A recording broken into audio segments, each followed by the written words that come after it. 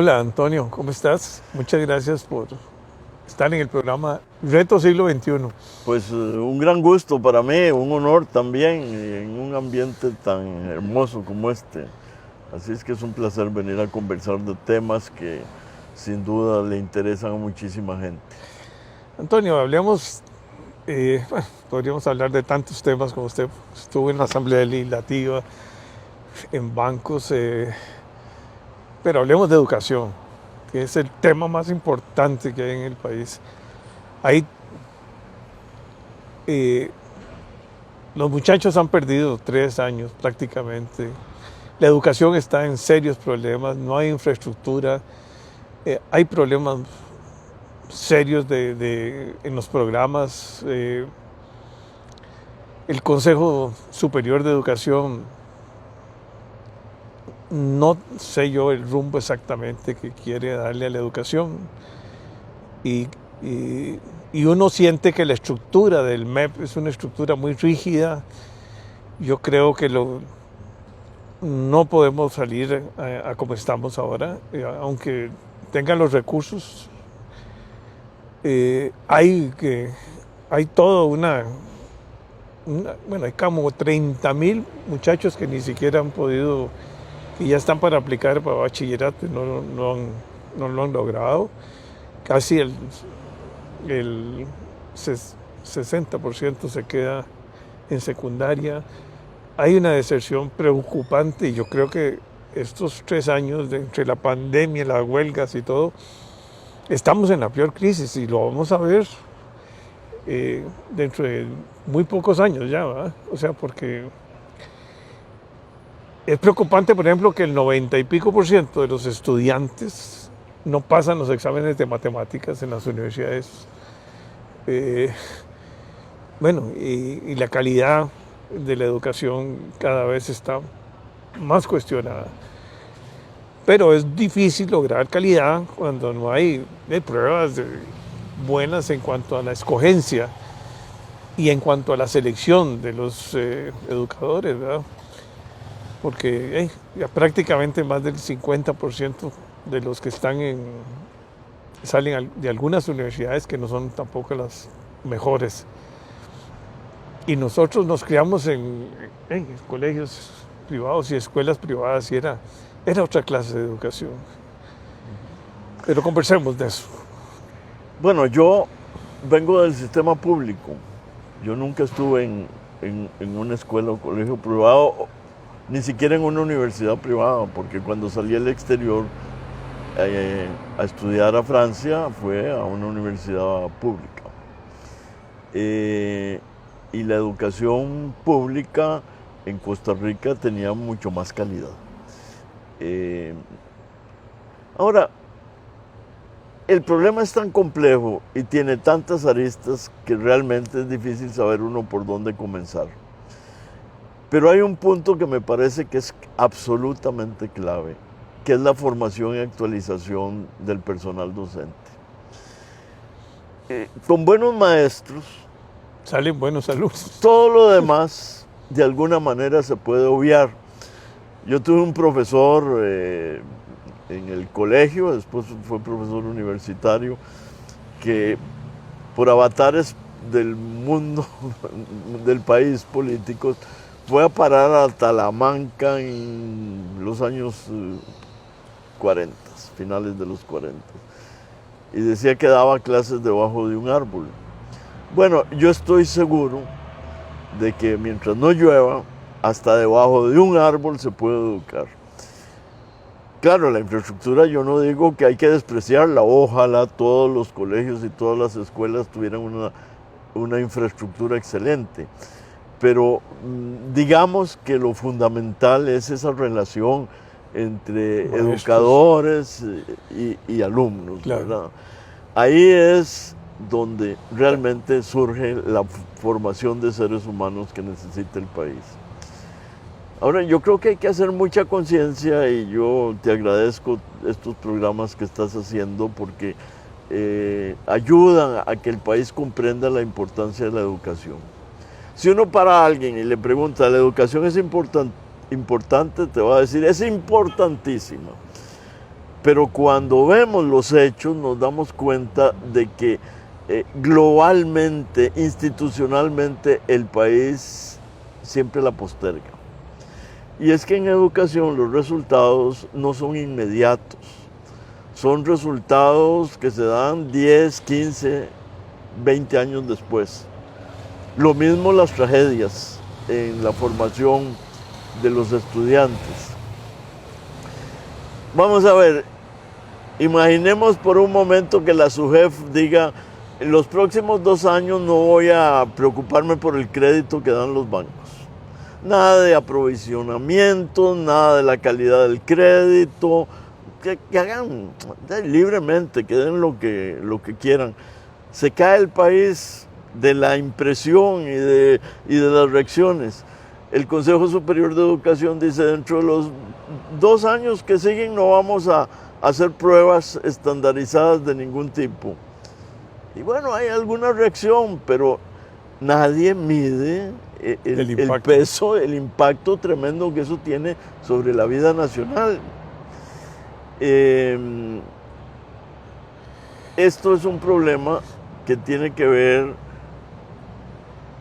con la condición social del costarricense, porque el costarricense que se eduque bien es el que va a tener posibilidades de tener un trabajo digno, decente, bueno o muy bueno.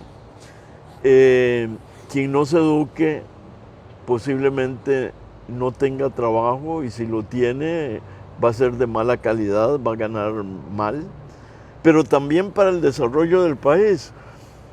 Porque vamos a ver, vienen empresas extranjeras que pagan salarios razonables o muy buenos,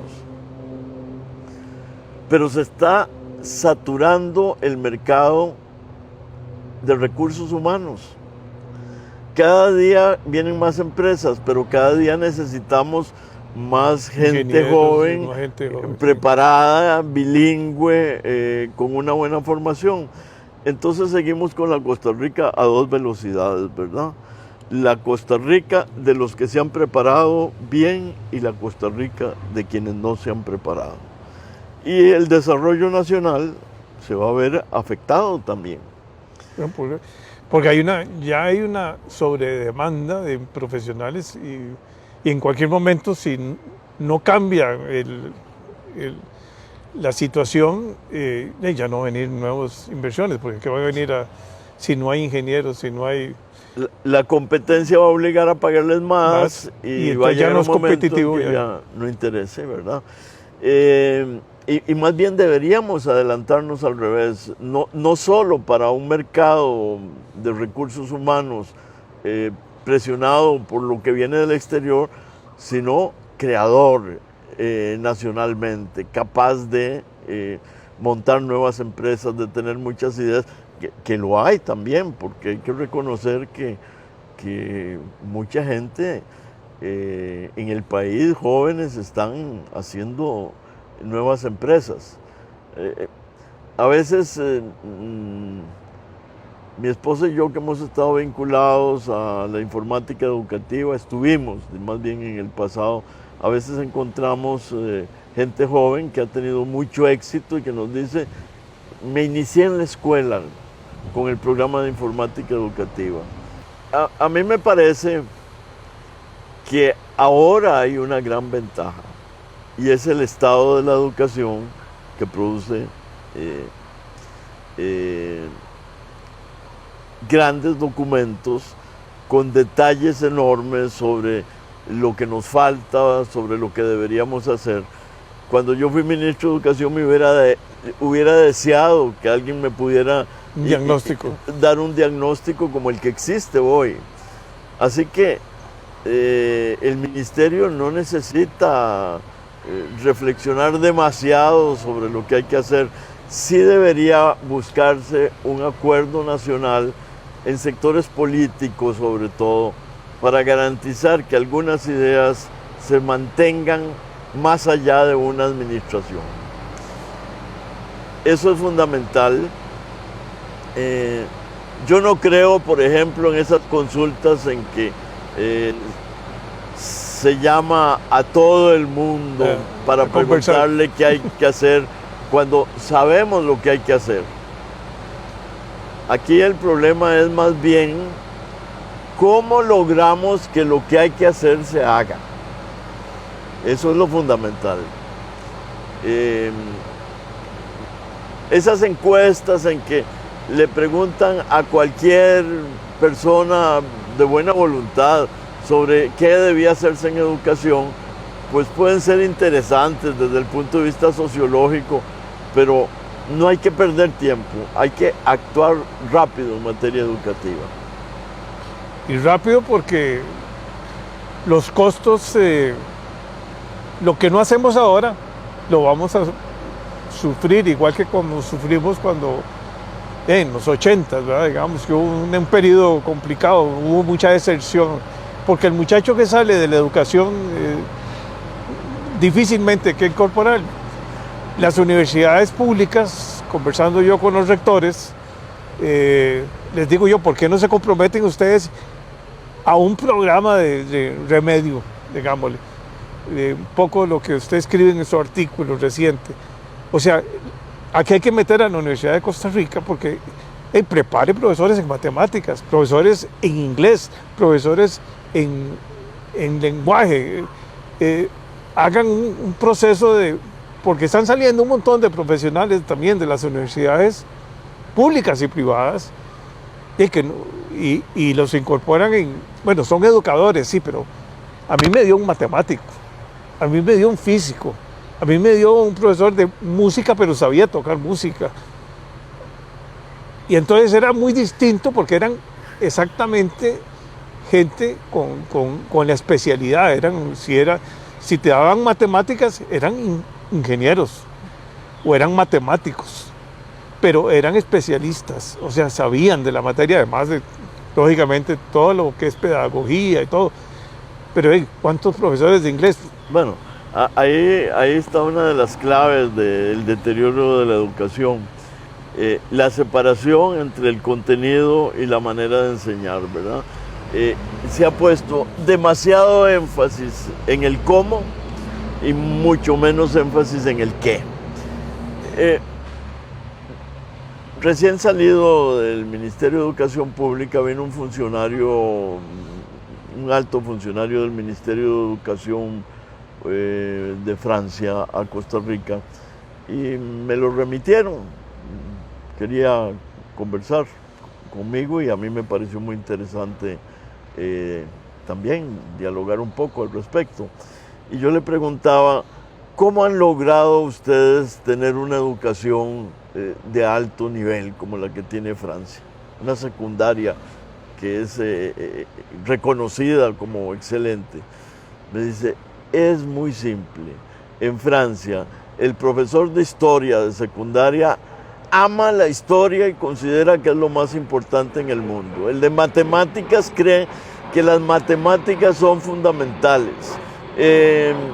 Y así sucesivamente. El de francés quiere que su lengua sea enseñada de la mejor manera posible. Es decir, esa vocación ligada al contenido de lo que se enseña es fundamental en la Yo no sé educación. si usted salió del Liceo de Costa Rica o de qué colegio, pero me tocó Paco Lobo, por ejemplo. Famoso don Paco Lobo, sí, era de verdad, había una pasión por enseñar y era estricto. Y el hombre estudió, profundizó y dio cátedra. Y cuando, igual en las universidades públicas, a mí me tocó, no sé, Láscares, y me tocó Rosmery, Karpinski, me tocó gente toda de una gran altura y una gran capacidad y una gran pasión, pero un compromiso. Pero ahora producimos profesionales en educación, pero que les dan 2, 3 años y ya el servicio civil los contrata y ya quedaron ahí en plaza, inamovibles, y luego no hay el Ministerio de Educación no los presiona o no los puede ni obligar a entrar en un proceso de cambio, porque tiene que haber un cambio continuo y una educación continua y habiendo con tantas herramientas que hay ahora para poder mejorar y comprometer a los educadores a dar excelencia, ¿verdad?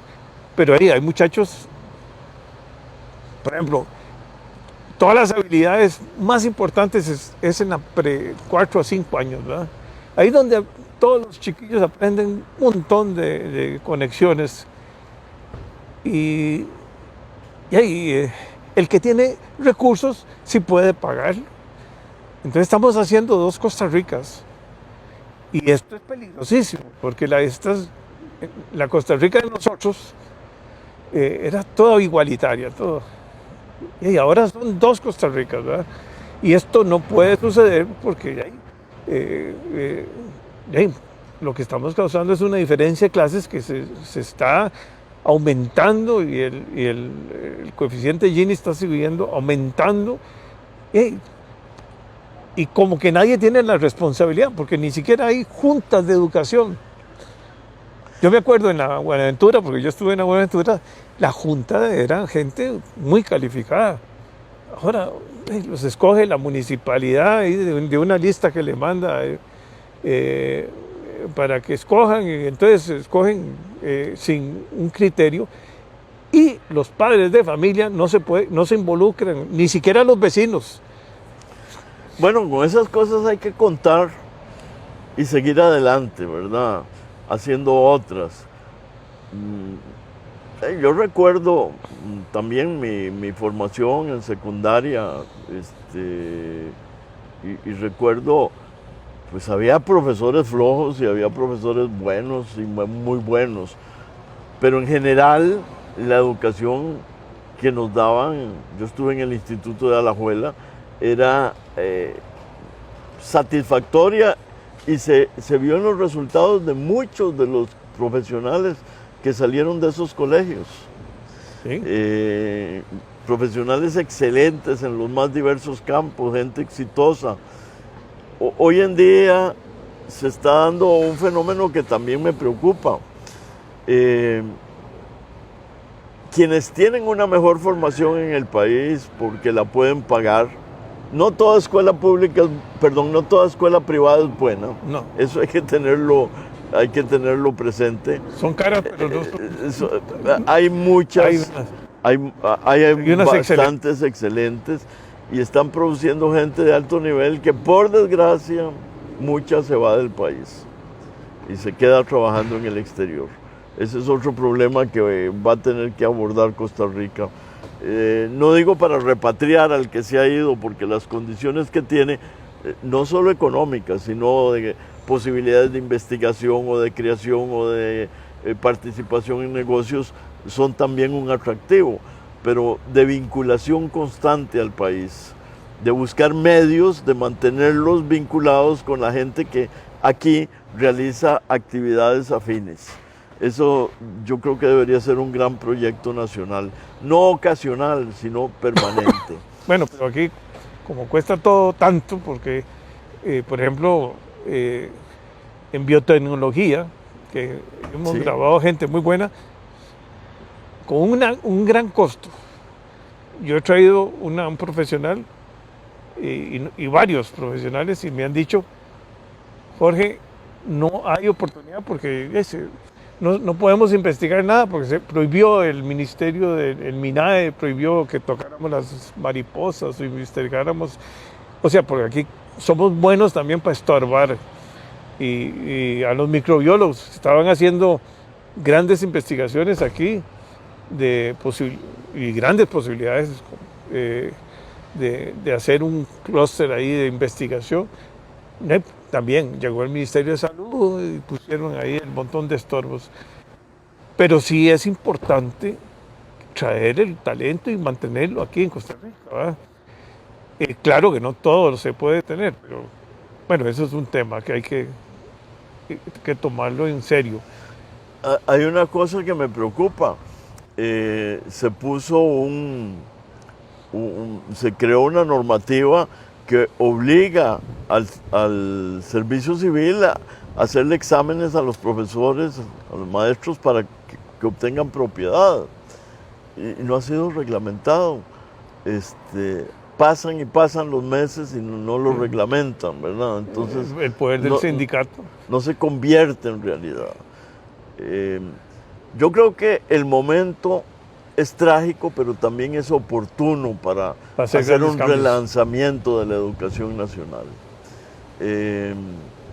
Ojalá el ministerio asumiera criterios diferentes de los que ha comenzado a aplicar en estas pocas semanas, y se pudiera construir algo verdaderamente sólido, porque sin eso el futuro de Costa Rica está comprometido. Y yo creo que tengo mucha esperanza. La ministra conoce bien y sabe dónde está. El problema es si la estructura esa de los burocrática que hay ahí en el MEP, donde una orden llega como abajo, como por 5, 6 o 7 escalas. Esa estructura no se puede cuando, vamos a ver, yo me siento muy feliz porque me traje un director de una escuela y un colegio que hicieron una cooperativa. Y esa cooperativa, todos los alumnos saben inglés, todos los matemáticas. Esa cooperativa, la infraestructura fue lo único que les dieron, porque era una piñera, y se lo dejaron. Ellos se organizaron, cero apoyo del Estado, cero. Y todos los muchachos salieron aprobando exámenes en las universidades públicas, ¿verdad? Y los resultados fue el compromiso. Cuando uno tiene esa capacidad de hacer cambios, de innovación, está bien, se cumple el programa del MEP, pero yo tengo una gran capacidad de acción. Una profesora de la Universidad de Costa Rica me decía ayer que hay 6 cursos de nivel de secundaria que está dando la Universidad de Costa Rica para poder nivelar a los alumnos que ingresan. Sí. Eso tiene un costo enorme, por eso las universidades deberían intervenir, hacer exámenes de admisión, además de los que hacen otros de contenidos, para obligar al sistema a subir, porque ahora que no hay bachillerato ni hay nada, pues me parece que de alguna parte tiene que surgir la exigencia, porque sin un mínimo racional de exigencia no va a cambiar la educación pública costarricense. Y la UNED está ahí, tiene capacidad.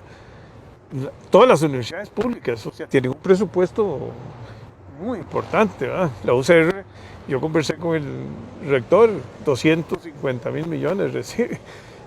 Y bueno, y tienen ese ejército de profesionales, de los mismos que se van graduando.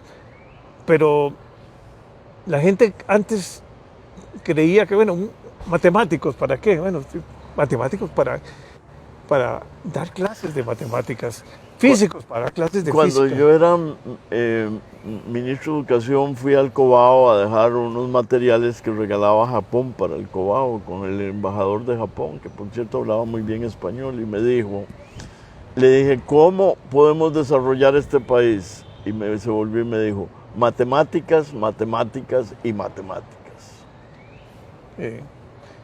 Pero ahora también es matemáticas, son idiomas, es aprender a... Bueno, eso era una exageración, pero lo que quería decir es que las matemáticas son fundamentales. Oh, claro. Porque ahora cuando uno tiene ya ¿cómo se llama? Bueno, antes era con reglas de cálculo y todo lo hacía uno a mano, sí. ¿verdad? Pero todavía ahora como son los teléfonos inteligentes, ¿verdad? Bueno, yo creo que vamos a tener oportunidad para volver a conversar. Pues ojalá, porque ha sido muy valioso el intercambio de ideas. Yo soy creyente de que hay que darle más hay que cambiar la estructura de las juntas, hay que cambiar la administración. O sea, yo no creo una junta que esté preocupado por una cosa, que es lo importante, la educación, la excelencia, estar viendo que los profesores sean los más calificados, que no haya esa cantidad de ausentismo, porque todo el mundo y las vacaciones y toda la situación que hay. Porque ahí no está, y llenando papeles, los maestros pierden casi un día llenándole papeles que luego los botan. ¿Ah? O sea, entonces como dicen las educadoras, ¿para qué? O sea, a nosotros no nos dan ningún grado de libertad, todos nos lo mandan, el ABCD. Y ahora es muy distinta la educación en el mundo. El mundo es un mundo de gran innovación, de sistemas educativos con una gran agilidad, de gran creatividad. Y sobre todo, a mí me preocupa desde el principio, ¿verdad? Esos chiquillos de 3 y 4 años, ¿verdad? Ahí es donde se forma mucho esas habilidades que luego los van a hacer profesionales de éxito, ¿verdad? Así es. Y ahí hasta ahora preescolar está dando la importancia, pero en otros países del mundo los profesores son la gente más reconocida a nivel social. Aquí se perdió eso. Así es. O sea, me dice usted, bueno, ¿qué va a estudiar usted? Educación. Como decir, bueno, la nota mínima para ingresar a la Facultad de Educación no son las exigencias como que para estudiar medicina o para estudiar ingeniería. Claro que no. Y entonces debiera ser, y debiera haber un salario también igual reconocido, pero de gente con una gran calificación. Así es. Y la sociedad debe reconocer eso. ¿Usted qué es? Profesor. Como que uno no antes de ser profesor era distinto, había una posición, había un reconocimiento de la sociedad. Pero también los profesores deben asumir una actitud que los haga dignos del respeto. Sí. Cuando uno los ve tirados a la calle, atacando, y dice, bueno, no es el ideal que tengo yo de maestro. No me imagino a algunos de mis maestros y profesores a veces en una actitud de protesta continua. De protesta mal planteada. No digo de protesta porque está bien que haya protesta, pero cuando se suma cierta chabacanería, francamente.